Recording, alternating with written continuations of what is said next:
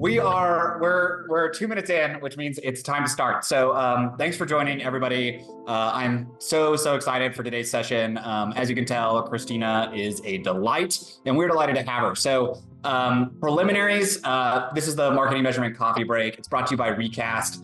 As always, we make the same promise to our attendees, and if you're listening to this later, we're going to make these 30 minutes super efficient. We're going to get directly into technical content, and there will be no pitching.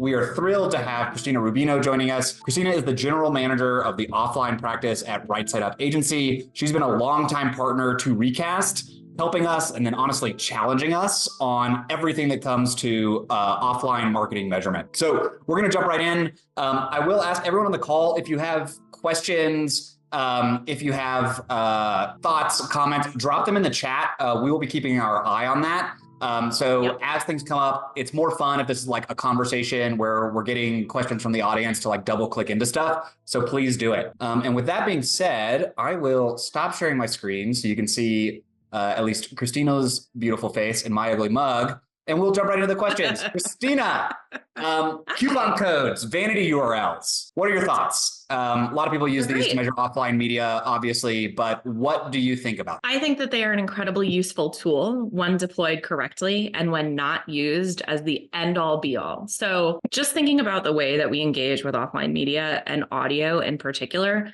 if you're listening to a podcast or you're listening to a radio ad, you are probably doing something else, right? And if you're the kind of person that's staring at your screen when you're listening at audio for like hours on end, we should probably study you because you're not the typical consumer behavior, right? The typical consumer behavior is I'm taking a walk, I'm cooking, I'm doing something else with my hands while I am listening to audio. And so that's why you see, and that's why Recast is and tools like it are so valuable, not like really that we need to look at vanity URLs and look at promo codes as almost like the equivalent of a click from digital, but knowing that not everybody clicks on an ad because, you know, I don't know, most people have clicked on a banner ad since AOL was relevant. Right. So it's the idea is you're capturing that indirect activity that happens via some other mechanism, but you still do need to replicate the direct mechanism that you're achieving in digital with a click. And so that is, to me, that's the function that vanity URLs and promo codes play in that process. It's triangulation, right? And like anything else, you need multiple tools in order to triangulate. So often what I advocate when people are using vanity URLs and promo codes, great indicator of somebody who's high intent and like gave enough of a crap to like listen, write down, type in, whatever. But you combine that with some sort of other attribution. So you combine that with post-purchase survey attribution. You combine that with pixel-based or server-side implementation and podcast. And I am a very big fan. We've had different ways of saying this, but overlapping and redundant methodologies. Something at some point somewhere will fail, or something at some point will tell you something that you're like, this doesn't feel right, or it doesn't seem right, or my Shopify data is telling me something else. So it's better to have different points of measurement. That way you can kind of gut check everything and just make sure, like, is this all, if it's telling a similar story, great. If it's not, why? And can I dig into that more and understand it? Yep. All of that makes sense. A bunch of stuff that I want to dig into here. So you said something that was sort of interesting, which is like, think about, you know, the coupon code or the vanity URL as a click, which I think makes sense in some contexts, but maybe not in others, right? Where clicks are relatively easy and cheap and I think happen a lot. Whereas like going to a vanity URL seems, you know, a lot more difficult. How do you think about like educating the stakeholders, right? Who maybe aren't as invested, like don't know the details of this. And it's like the CFO is looking at the report and trying to make sense of it. How do you educate that person on the right way to think about looking at this report that has, you know, the vanity URL last click or whatever? Yeah. I mean, really, it's like the tip of the spear. It's not the whole, it's not the whole spear or like tip of the iceberg. It's not the whole iceberg, whatever. It is a signal that is telling you the direction in which to look. The example I commonly use with vanity URLs and promo codes is people wind up searching for them, right? So it's an innate human behavior to search. Also, Google has made us all incredibly lazy. And so let's just say that I remember that I heard an ad for, toothbrushes. And so I'm going to type in blah, blah, blah toothbrush. That is not going to be captured by a vanity URL or promo code, right? But when you go through to the site and you go through, let's just again say the checkout process. So you go through and when you are surveyed, you say, hey, I actually heard about you on a podcast. That is the point at which you're now attributing indirect activity that contextualizes vanity URLs and promo codes. I tell people if you are only looking at direct activity, which is what we are trying to use vanity URLs and promo codes for, you should not do offline advertising because you are going to wind up missing anywhere between 40 and 80% of the activity. So if you think of it in the context of a multiplier,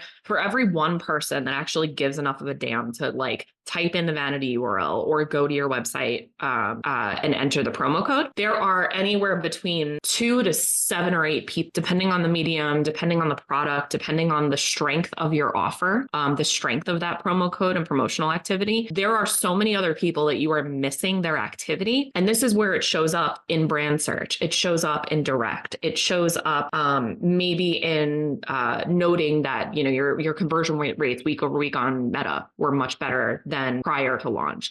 So that's the way to contextualize it. You should never be looking at just vanity URL or just promo code because it doesn't tell you the complete story. And then also promo codes leak. So like you have to, it's a balance of like, don't make the promo code so great that everybody with a pulse is going to be like, yeah, I want to do that. You've got to make it just good enough for people to use it so that you have triangulation, and then not kind of like see it leak to the coupon sites and stuff. But again, that's why it's important to have overlapping methodologies, because if you do see a leak, you could still triangulate performance because you're like, oh, this is what happened. These are the days it leaked. We swapped the promo code on the back end of the vanity URL. And now we know from this point forward, it's actual data as opposed to the leak data. I think that makes a lot of sense and is really wise. I mean, we talk a lot about triangulation. I think one of the things that jumps out from what you're describing here, unfortunately, right, is that it's not, there's no like silver bullet here. It's not easy, right? No, because I'd be on an island somewhere if there was a silver bullet because I would have started a company and sold it for a bunch of money and you would never see me again. Yeah, absolutely. There is no silver bullet and anybody trying to tell you they have one is full of it. So like there is no one defined way to do this. Like how many, honestly, Michael, like how many clients do you guys see where it's like, okay, like we don't really have a complete story. The data is telling us this, the data from Shopify are, you know, this and that. Like it's always, I have never heard anyone advertiser be like, we have it figured out. I think, well, look, there are a lot of at least like partners that want to claim that they haven't figured out, right? I know a lot of like vendors.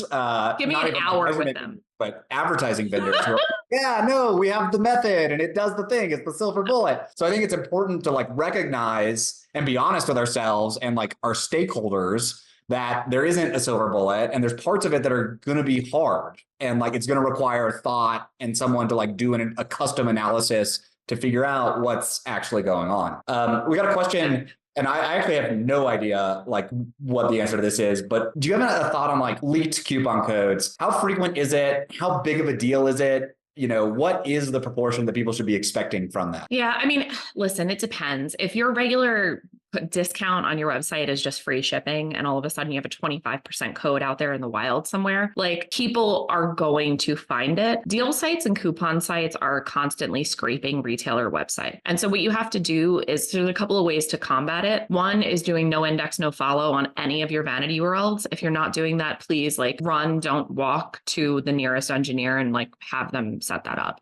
Because what that basically does is it means that Google won't index your codes and also the coupon sites like the deal spotters and all of that stuff like Retail Me Not, whatever, they won't find it. So that's one way to combat it. The whole like how big of a piece of the puzzle or pie are they? It's different for every brand. I've actually seen a lot of reports, like sometimes we'll pick stuff up. We're a consultancy. We're actually not like a traditional agency. Sometimes we'll pick stuff up from agencies and we'll see like, hey, this one show like performed outsized to what we normally expect from it. And then we start digging in and we're like, hey guys, your code is everywhere on the internet. This show is actually not performing very well. So it's a little bit of art and science. Like it's a little bit of detective work, actually. One of the women I work with, we joke around that we use our superpowers that we've gotten from like Googling people on the internet. Like if you give her somebody's last name and the place and year they went to high school, like she'll find you. So it's like that kind of like Google searching, like you're just getting in there and like figuring out like, okay, where is this coupon code leaked? And then proportionately, you can see like, okay, how long has it been on there, right? So you can also like, you can use the Wayback Machine to like look and see how long it's been active on a coupon site or a deal site. Usually you can look at Shopify conversions and say, oh, well, last Wednesday, from 2 conversions a day, this code went to 20. Something happened. What happened? So there are ways to isolate it. I would say for most advertisers, it's a negligible piece of the pie. But again, if you're usually an advertiser that doesn't discount, and then you decide to launch a discount in this one channel and you don't do it in a way, like we commonly troubleshoot this with our advertisers where we go through and basically like checklist, are you setting this all up the right way? And is it isolated enough to not ruin the experiment, and then go from there. But there's ways to do it so it's not a large proportion of the pie. And some of it is just being really diligent about monitoring your data and explaining any anomalies in the data. Because sometimes this is the reason, but sometimes, in the inverse way, you'll see a huge drop off of conversions and it's like, oh, somebody hit something and the vanity URL got turned off for that period of time. And you're like that's why you've really got to be looking at this stuff on a very frequent basis. Those are some great tactical tips. I want to change the topic a little bit. Sure. Back like 8 or 9 years ago in podcast, there was like a lot of like hidden gems where you could, sign a contract with a podcaster and like really get a good deal. Sure.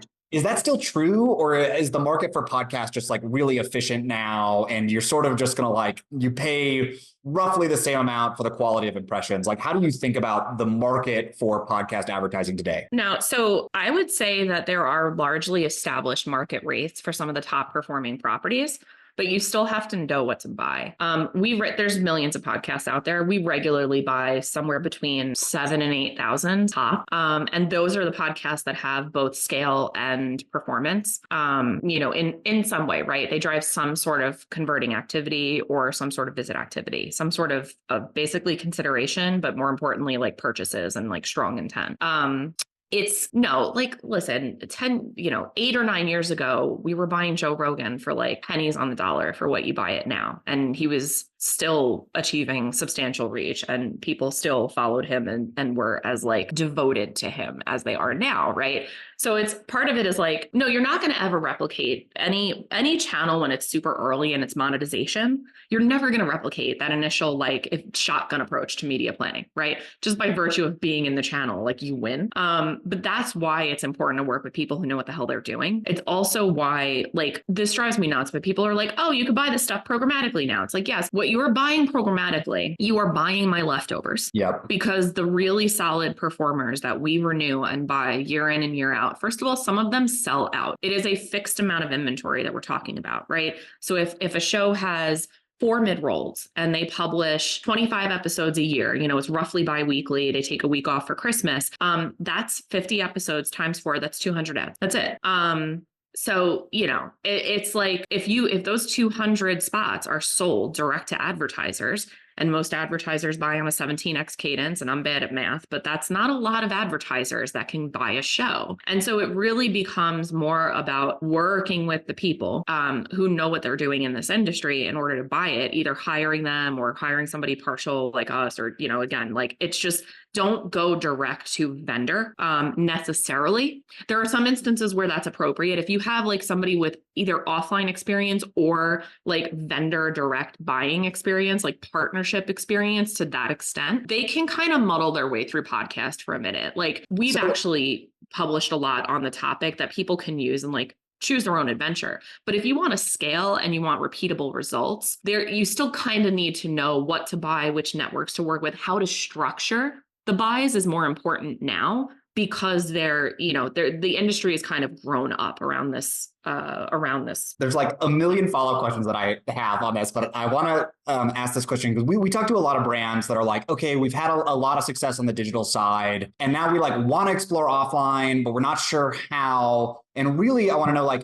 what do you advise a brand for like that initial test that they should run, right? How do they figure out like, is podcast a channel worth exploring more for us? Or not, and how do you go and answer that question as a brand that doesn't have a lot of experience here? Yeah. I think the answer is to not onesie twosie it. A lot of the time I'll have a conversation with brands and, we'll be trading notes, whatever. And they're like, I did this one sports podcast 3 years ago and it tanked. So podcast doesn't work for me. And I'm just like, okay, it is now a $2 billion a year industry. I mean, depending on who you talk to, I don't think it's actually that big, but that's a whole other soapbox you don't want me to get on. But it's like any other channel. It's like, are you going to test one placement and one like ad content group in Meta and be like, no, Meta doesn't work for me? No, you need to make sure that it's like a stable enough, large enough experiment that tests enough variables that you're like, okay, I see a feasible path to scale here, or I don't, right? Which is it's an okay result. One of the nicest compliments I ever got from a client was when they were like, I've worked with 3 agencies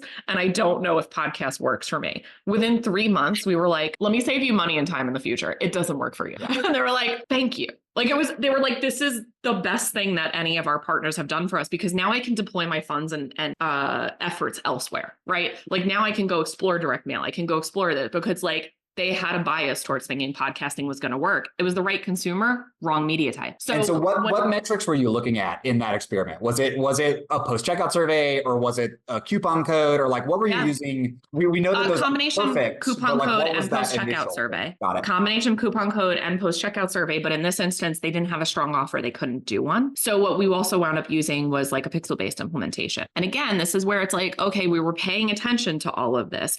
All of these mechanisms were telling us a similar story. And then we also matched it up with back end first party data, right? So it really is just about like data triangulation and knowing like there's latency in this channel when it comes to consumption.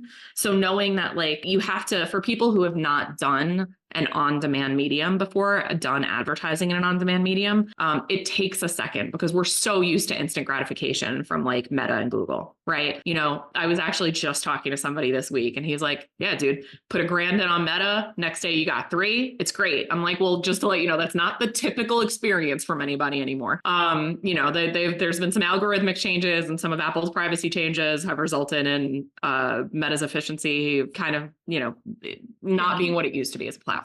I think every marketer who's here and in general know that essentially. I want to click in. So you mentioned. Wait, really quick. Let me answer your question with like 20 seconds of Michael. So 20 seconds of how do you test podcast in a way that feels like you will get the right stuff from the experiment, the right results, whether or not it's positive or negative. We're just looking at viability. We are testing this channel for viability in your marketing mix. So we often pay back on the first run, but I tell advertisers all the time, don't count on it. We are placement testing. We are variable testing. When you're doing multivariate testing, you can't imagine you're going to nail every variable at the outset. What we might find is it's the first time you've ever explained your product in an audio only fashion versus video and audio. So guess what? It's a little different. You're going to have to adapt your messaging. You're going to have to adapt your landing page. You're going to have to adapt stuff. So what I tell people is the minimum starting point in terms of live media, you want to do somewhere between 8 to 10 weeks of live media. You want to do at least 3 integrations or episodes per show. And you don't really, Marcy, it is exactly like what you talk to people in TV about. Like, you're just like, okay, patience.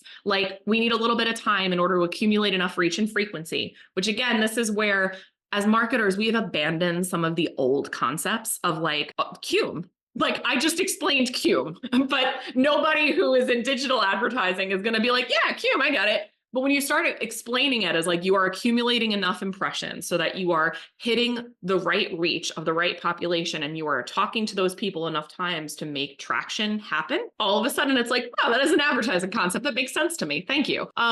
It happens in every medium. It's just, it's different for on-demand channels because like, there's probably a bunch of podcast episodes dropping during this call. I'm hoping that nobody is like, oh my God, I saw this new episode of SmartList. Let me drop everything that I'm doing. I'm not going to pay attention to work. I'm going to consume this right now. And I'm going to take the action that one of the brands tells me to take right now. Like, that is not how anything works. So when it comes to like duration of flight and everything, somewhere between 8 to 10 weeks, because you want to space stuff out enough. You want to spend somewhere in total, I would say a minimum starting point is somewhere between 75 to 100K. Optimally, you're spending usually a little over 100 in order to test enough verticals or genres. But genres in podcast are meaningless, by the way. I don't know who is coming up with those at Apple and how they're classifying them. It's a lot of it's self-classified, but like what the hell is society and culture, right? Am I right? So what we've actually done is we've re-verticalized all of the shows that we buy, all thousands of them, into like, I mean, some of it is like borderline insanely unhinged name. Like we have different true crime genres and it's like true crime, spooky, true crime, paranormal, true crime, murder. But all of the consumers in those different subsections of true crime are different and they behave differently. And some of them are more effective for certain brands than others. But what you get for that spend is you're going to work with somewhere between 5 to 10 publishers, probably 20 to 30 shows. And you're probably going to be looking at like somewhere between 50 to 75 drops. So that is enough. It's enough. What you're going to hear a lot from agencies is that it's $250,000 a quarter minimum, which is bullshit, frankly. It's not. The reason that it is that is because traditionally in this channel and in many offline channels, agencies are compensated based on commission, which if you back out $250 a quarter into a 15% gross media commission, what winds up happening is that's how they can essentially make enough fee to be able to support the program. I don't believe in that model. We've divorced. You only need to spend $100,000 in media. You need a senior team like that. We work on retainer, so it's a little different. But it doesn't incentivize us essentially to spend a certain amount of money in order to get the result from the experiment that you want. And that's what you're looking for, right? As a growth marketer, I want to test as little as possible to get results that are meaningful enough that I can use moving forward and use to scale and diversify my media mix. Krystina, I want to get to my last question before we have to wrap here, which is I want you to, so you mentioned pixeling, which seems very, obvious how that works for digital platforms, but how does that practically work in these offline media? And like someone asked a question about IP matchback. So like, how do those work? How well do they work? How trustworthy are they? How do they fit into this like picture of doing measurement? All I wanted for years was for somebody to replicate pixel-based measurement in offline media. And it has been replicated to a certain extent. So some of it is server side. Some of it is matchback, and it's exactly what the question in the chat detailed. It can be effective. The challenge that I've found is we've done a lot of head-to-head tests of a lot of the platforms that are out there. And despite having similar methodologies, they all tell us something different. It's driving me crazy. It is effective for some channels more than others. It's probably, I would say, the most effective for podcast and streaming audio, obviously, is IAB certified and all that stuff. But I would say like streaming audio and podcast, fairly solid. Television, you don't need to use pixel-based measurement. You do like spike-based methodology for the most part, is what, like, it's always like some sort of modified spike analysis. We're actually testing some stuff with a radio partner right now to see if we can get at basically an accurate, for want of a better word, pixel-based measurement. But there's like multiple ways. So some of this is, you're actually using a 1x1 pixel, it's embedded, et cetera, in the feed. Some of it is prefix URL. So it's the actual tracking mechanism is in the prefix URL. But there's different, I feel like I'm talking so fast because I'm like, I have so much to tell you. It's like anything else. It's like, somebody up here said like triage the results, like overlapping and redundant methodology. If something sounds too good to be true, it is. If something seems like it's underreporting, it might be, or the media buy might suck. I don't know. But like pixel-based measurement and server-side measurement, it's unfortunately, I wish it were, it is not a silver bullet. Maybe it's not yet a silver bullet. I don't know. But when I look at stuff like the deprecation of cookies that's coming, the changes to Chrome that are coming, when I look and I see everything that's happened with Apple in the last few years, I'm like, guys, I don't know if this is it. You paying attention to the rest of the media? Like you paying attention to general advertising over there? You guys just want to keep marching down this path. We're going to march down this path. Okay, cool. Like that's why I'm a big believer in first party data and in using modeling on first party data in order to understand what's actually happening in your marketing mix when it's possible. I am all about using and triangulating performance with third parties, but ultimately at the end of the day, first party data is going to be the most resilient in the face of all these privacy changes. So I am unequivocally biased towards it. I think I think that's a great place to wrap. It sounds like, I think probably what, we advocate for a lot, which is you should look at all of the different measures. There's probably value in most of them, but you also have to be super skeptical, right? And you have to sort of like take them and bring your smarts and then use that as a way to actually make decisions. And with that, we are out of time. So thank you, Krystina. First of all, this was so fun. You're so smart. We could have done this for like 3 more hours. I'm very sure about it. The call to action for everyone else as you're signing off here, follow myself and Krystina on LinkedIn. We're both pretty active there, share a lot of stuff. So hopefully y'all find that interesting. Check out RSU Agency at rightsideup.com, and then sign up for the next coffee break, which we're going to do with an academic, Dr. Cohen Powells, who's a professor of marketing science. We're going to get super into the weeds. It's going to be a fun one. Thank y'all so much. Have a great rest of your Thursday and a great rest of your weekend. Thank y'all. Bye. Bye.